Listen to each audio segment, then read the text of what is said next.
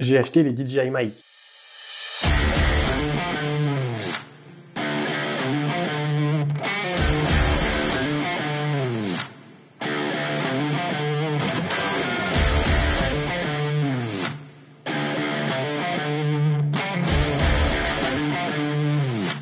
La qualité sonore de ma dernière vidéo ne me plaisait pas forcément, il fallait que je trouve un moyen d'y remédier, et ces petits bijoux sont la solution. On va couper le blabla et rentrer directement dans la vidéo. On va commencer par un unboxing de ces petites choses, et ensuite on les testera grandeur nature sur le vélo. Je vais vous montrer ça à la fin. On commence par retirer ce petit blister agréable à l'oreille. Dans la boîte, on retrouve une plus petite boîte, que je mets de côté pour l'instant, parce que ce qui nous intéresse, c'est ce qui se trouve juste en dessous, le boîtier des DJI Mic qui contient le récepteur et les transmetteurs. Dans la plus petite boîte, on retrouve un sachet de protection pour transporter nos nouveaux accessoires préférés. Et à l'intérieur de ce sachet se trouve un câble jack, un câble USB-A vers USB-C, deux bonnettes pour lutter contre le vent, vous allez voir c'est primordial pour le test qu'on va faire juste après, et quelques notices. Tout est extrêmement bien pensé et minutieux sur ce boîtier. Si on regarde le facing, on voit 4 petits indicateurs LED qui justement nous indiquent le niveau de batterie du boîtier. Ce boîtier, grosso modo, il fonctionne comme celui des AirPods et il permet d'avoir jusqu'à 15 heures d'autonomie pour les petits micros. Et à l'arrière, on retrouve évidemment le port USB-C pour le recharger.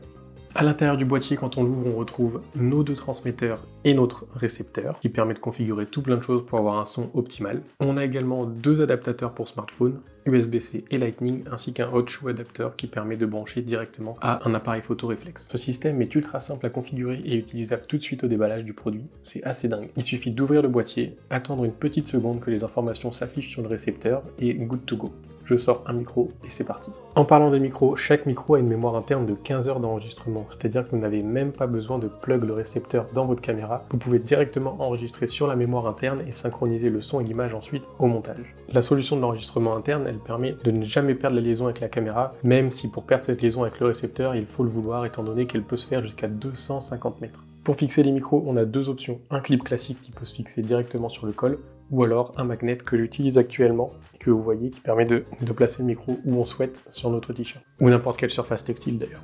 Justement, et si on allait tester ces micros sur le vélo, c'est après tout pour ça que vous êtes là, jugez de la qualité des DJI Mic dans des conditions extrêmes.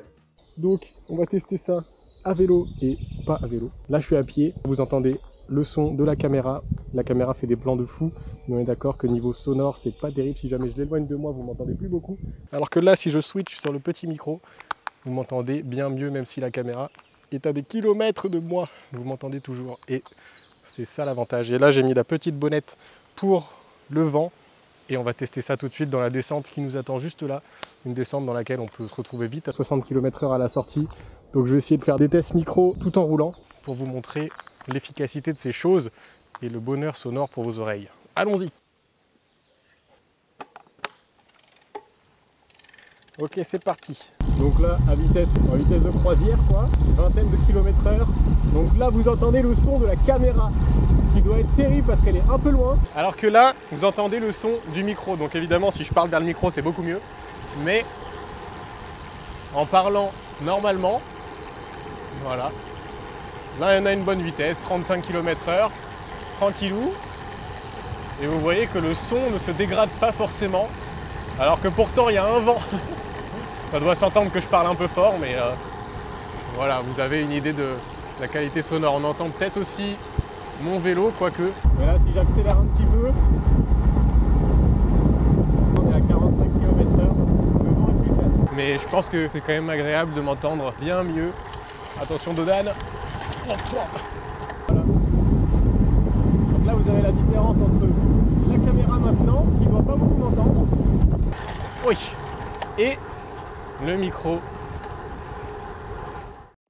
J'espère que ce petit test de mes nouveaux micros, les DJI Mic, vous aura plu, qu'il vous aura peut-être même aidé à prendre une décision. En tout cas, j'en suis personnellement super content et même bluffé de la qualité sonore qu'on obtient même à 50 km/h sur le vélo. J'ai hâte de pouvoir les essayer à ski l'hiver prochain pour pouvoir les mettre réellement au défi. Sachez que dorénavant, vous n'aurez plus que des vidéos avec une qualité sonore irréprochable, et si jamais ça ne tenait qu'à moi, je m'abonnerai. Surtout que la prochaine vidéo risque de vous intéresser, je pars reconnaître l'étape du Tour de France ce week-end, mais je vous en dis pas plus. Je vous invite également à me suivre sur Instagram et TikTok, The Frenchy Outdoor, et merci d'avoir regardé cette vidéo jusqu'au bout, de l'avoir liké et commenté évidemment. Il me reste plus qu'à vous dire à la prochaine.